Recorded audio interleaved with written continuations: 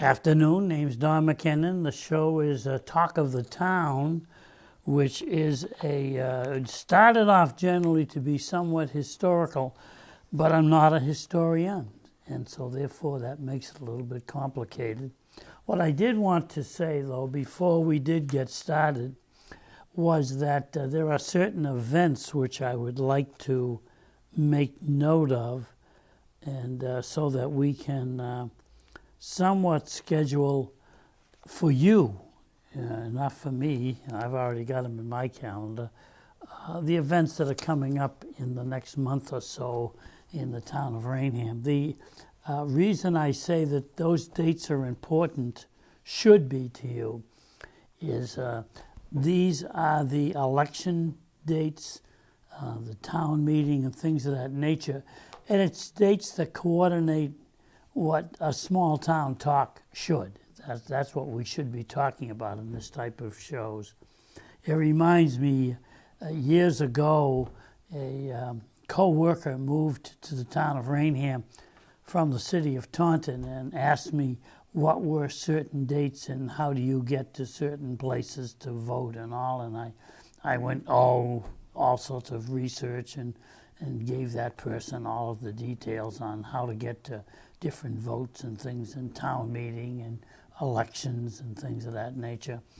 And they thanked me very much, and they were ready to go. And then a couple of years later, they came to me. They had already lived in town, obviously, a couple of years, and said, where do you go to cast those ballots? And I said to them, I thought I told you a couple of years ago where to go. Yes, you did, but this is a presidential election. This election's important. And so I'd like to know where to go to vote, because I didn't get around to it that last time, which is always encouraging to a person that runs at a local level. But it gives you an idea of maybe not your thinking, maybe yes. But basically what people are thinking when they vote, they think of the larger picture. What they don't understand is that they have a much better call at the small picture than they do the large picture. And by that I mean, obviously a person who has input into a local election has closer connections to that person than they would to, let's say, I don't know, President of the United States. And yet for some reason people seem to think the presidential election is more important. Well, maybe it is more important in the big picture of things. Who was it? Tip O'Neill, who used to say all politics, it's local. And if you pay attention to what's going on, maybe it's more important to you as to where the hydrant is on your street than it is whether you invade some foreign country that you can't quite spell or pronounce the name, and you're not sure why you're there, and you hope if one of your children enlists, they don't end up there. And so sometimes, if I might put a pitch in a little bit for local, sometimes local becomes important because it is, as Tip O'Neill would say, it's local government in a sense that means a lot to the person next door. As a matter of fact, I've always said, and I've not been contradicted too much, maybe no one's listening so they don't contradict, but the person that has the better chance of being elected is what you call the person next door, meaning the neighbor. And if a person is a good person, a kindly person, I gave you that example, I think, a few weeks back when we were talking about the election, say, of a governor. And nothing wrong with candidates who run for governor and lose. It's just, let's take a look at the candidate that runs and wins. Governor Baker, I am pro-union, I'll tell you that right off the bat. Governor Baker is anti-union. What he is though, is a Republican who acts like a Democrat, because we are a Democratic state.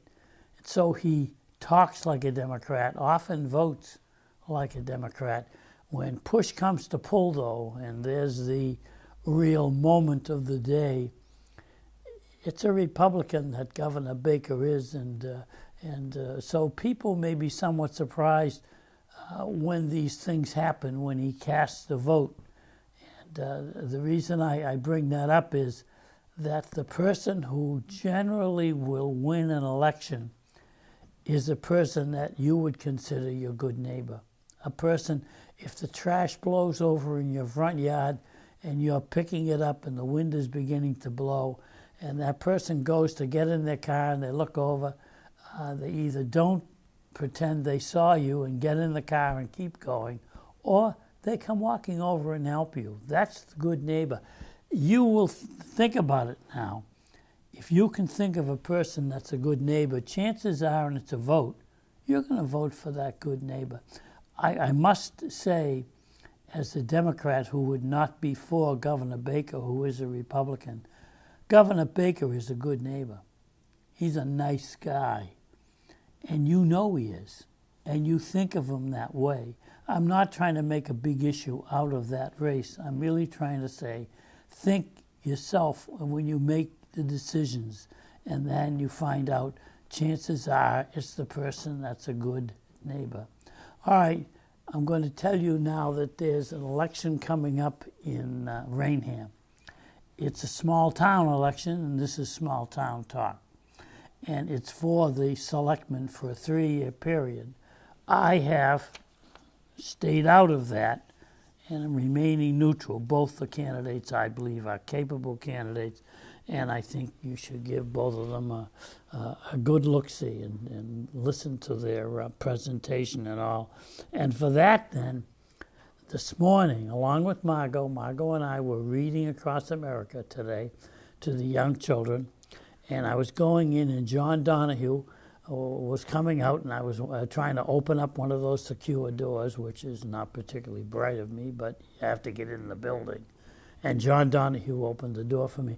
John and I are partners from way back. We were selectmen. We served together for a term or two. And John's a good guy. And John at this time said, I paid my dues, I've read my stories, and he was on his way out. And John now, however, is the town moderator. And in being the town moderator, he finds himself volunteering for other things which are neutral in the town, which the moderator, of course, must be. And so where he is neutral in the town, and I didn't know when the candidate night was going to be, I normally thought of John as the moderator of the candidate night. I think he's done that sort of work before. And he's always been neutral, and he's always done a good job. And I said, John, when is the candidate night? And he told me he was aware of it. It's April the 1st. So here we are, we're in the early part of March. And April the 1st, though, really isn't that far away when you think about it. Now, papers have already been taken out by 2 candidates. Will other people take out? I'm not going to mention other names. I'm not going to mention the 2 names of the people who have taken them out. But papers have been, what they call papers taken out, meaning they've gone down to the town clerk's office and they've passed around at various meetings they go to, or maybe they go house to house, and they've had citizens. They've got to get a certain number. I don't know, Marcia Lounsbury, the town, Sylvia, the town clerk, can give you the actual number. I'm not sure if it's 25 or what it is. It's no less, I'm sure, than 25, and I'm not sure how many. But each of those 2 candidates, now I'm just talking selectmen, because also, of course, several other of the significant offices that run for a 2 or a 3-year period, and therefore I know there are other positions that have elections. I haven't researched them, but I will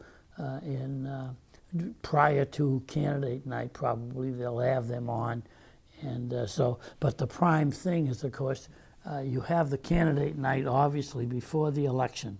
So let me say it again. It is on April the 1st. That is on a Monday night, I believe. I think it's at 7, and it's either on Channel 9 or 98. I'm not sure which. Just click back and forth, and you'll find it. And there will be more information coming available as to that. But and John will moderate that, and I'm sure do his usual good job. And the candidates now, if the candidate night were tonight, 2 candidates would be running. Now, when I say papers haven't been complete, there is a date, which I'm not sure about that.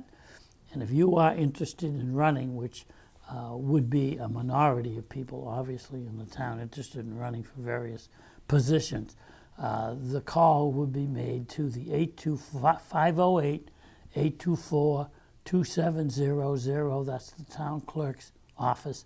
Town clerk's responsible for elections, and someone in that office will give you information as to when the papers must be taken out and when the papers, meaning those signed to be on the ballot, and they would give you what the date is that the person should return the papers, and that's up to the candidates to do now. So if you're interested enough to run, you should be interested enough to either make the call or take a ride up to the town hall on South Main Street, the old center school, and it's so labeled Town Hall, and right next to the Veterans Memorial, and you go up to the second floor, and on the left is the clerk's office, and they will give you the papers if you choose to run. If you're a resident voter in the town of Raynham and you choose to run,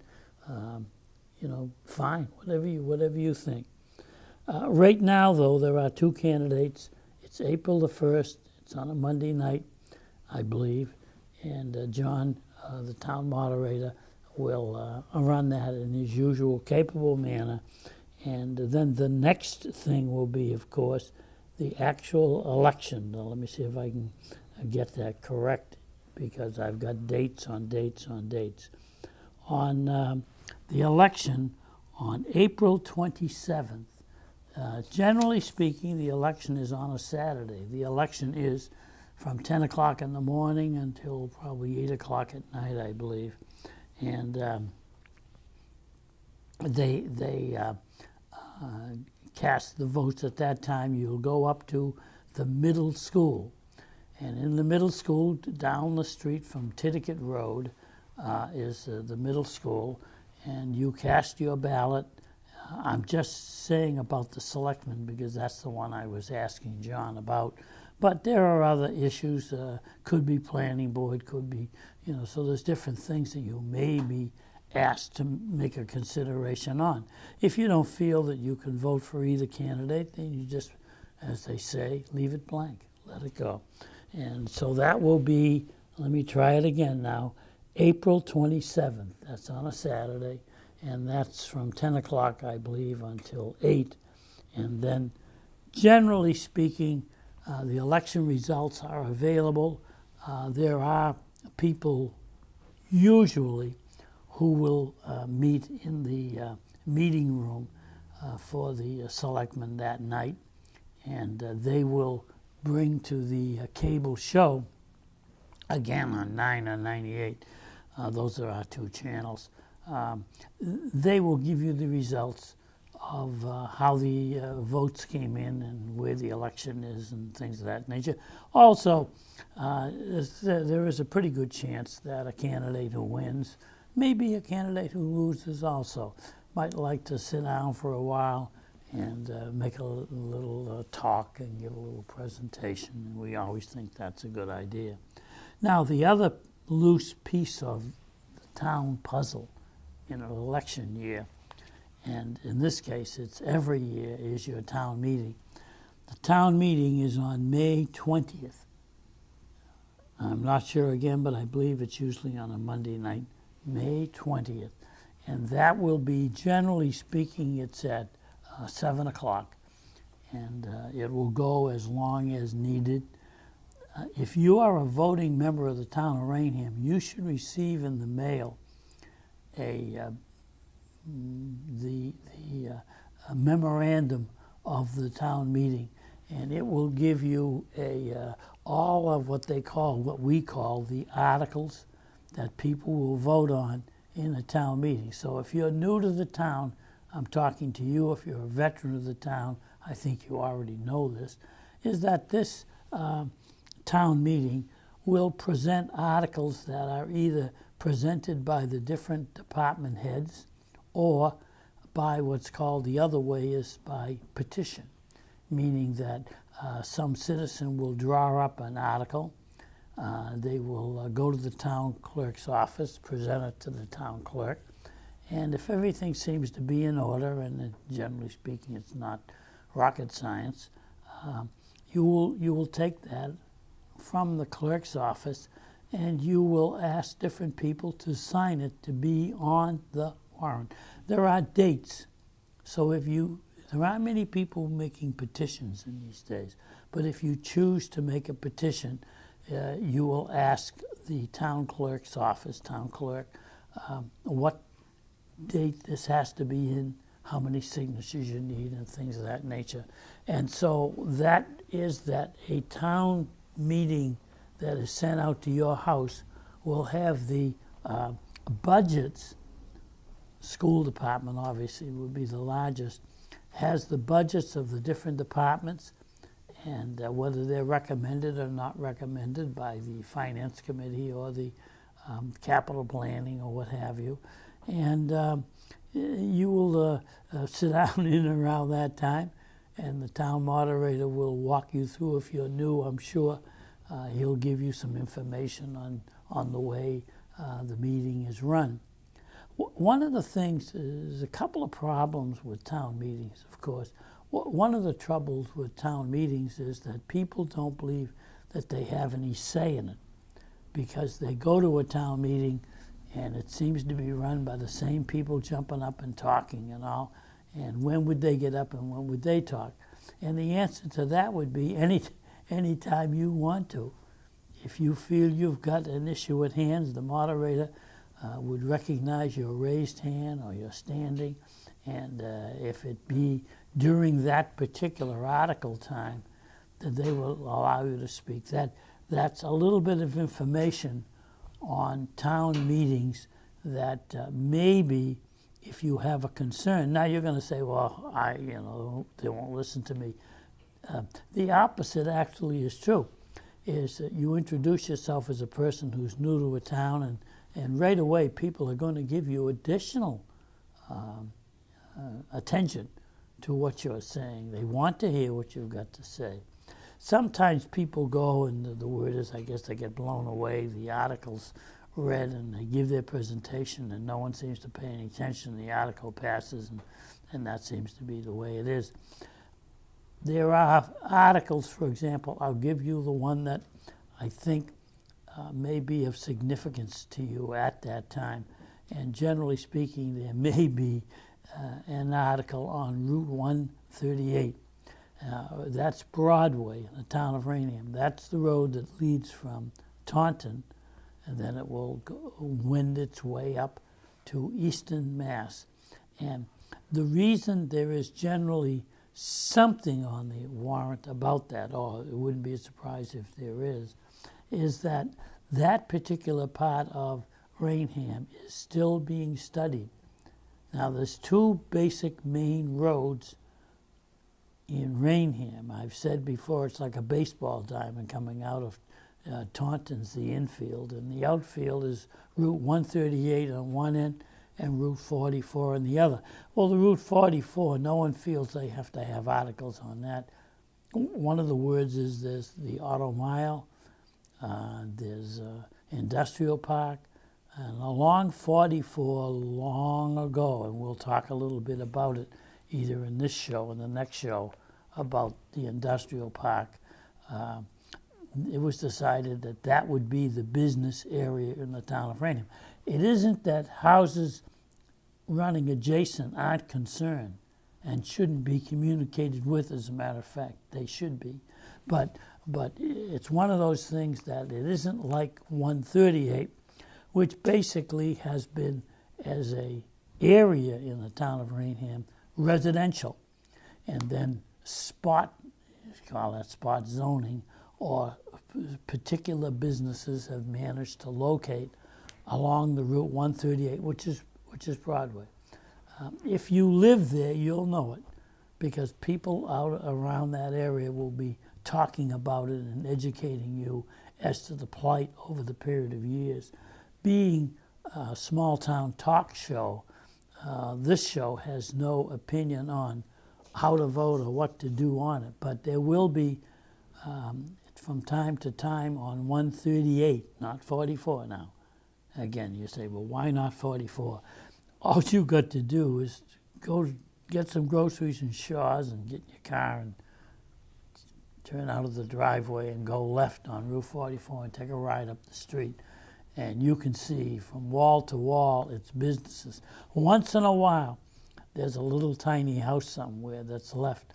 And then you may go by a few weeks later and the little house is gone, because this 44 is a business area, and that's just the way it is. And that's the way Raynham sees it. That's the way we saw it. As a matter of fact, the original sewer pipe coming into town of Raynham was on Route 44 for that particular area.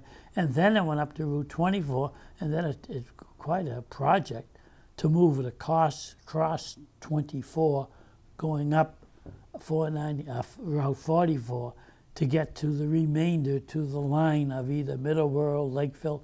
It bounces back and forth, and the city of Taunton, of course. And one of the marks would be the Jared Monte Bridge, a Medal of Honor winner, of course, town of Raynham, our historical hero in the Gulf War, we'll say. And that is basically the line of the city of Taunton where we enter into it. But because of the way, here's the word, the old town word, you can use it because you're a townie now, meander. The line meanders in and out. Route 44 becomes Taunton, but all of a sudden it's Middleborough. Oh, all of a sudden it's Lakeville. Oh, all of a sudden it's, around and around those lines go. As a matter of fact, under small talk, I must say that there is a street in the city of Taunton off of that Route 44 that leads down to what we call East Taunton. And on that street, it is Richmond Street in the city of Taunton. And Richmond Street is also a street in the town of Raynham. And there is one house. You could buy this and all of a sudden you'd have an interesting discussion, because that one house is in the town of Raynham. And so when people go to get deliveries to things, they end up in the city of Taunton, Richmond Street, to get to that. So it's a little confusing. I don't mean to confuse you, but it's all part of small. That's why you watch this show, right? This is small talk, town talk in the town of Raynham. And so that is why these particular areas in the city are a little bit, town of Raynham is a little bit different than you may see in other communities. Now, having done that now, what we've done for the early part of this show is to give you information on things that are occurring. This show is being presented originally in early part of March. So I'm going to go April and May, things happening in the town of Raynham. And of course they are candidate night, which is the candidates running for office. And that will be moderated generally by the town moderator. There may be his guests who may ask other questions. I was offered a chance to ask a couple of questions here or there by moderator Donahue, but that was as a gracious act on his part, and I told him, no, I'm staying really away from that particular race. It'd be interesting. I will watch it. I will watch candidate night, and I will study the race. And later on in these broadcasts, all things being equal, we will have chronicled the major issues in the town of Raynham that led it to be what it is today, the pieces of the puzzle.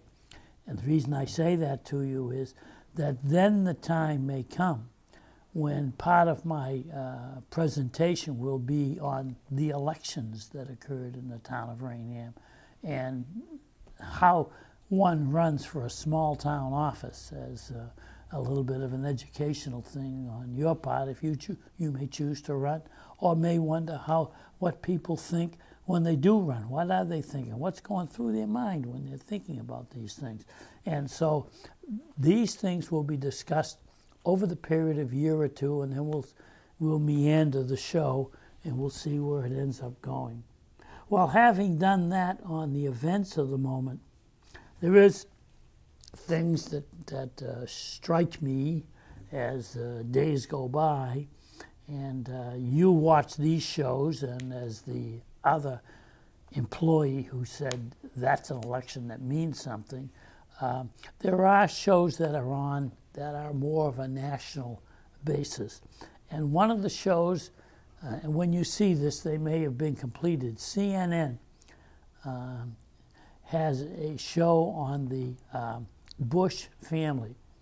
And we know, of course, John Adams and his son, and we also know that a Bush family has two members of its father's son, same as John Adams.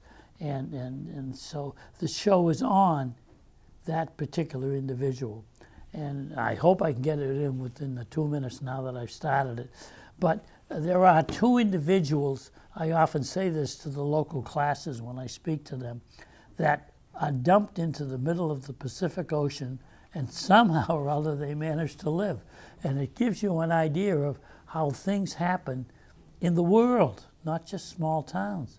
Because both those people who were dumped into now the Pacific is much bigger than the Atlantic, obviously. Huge area.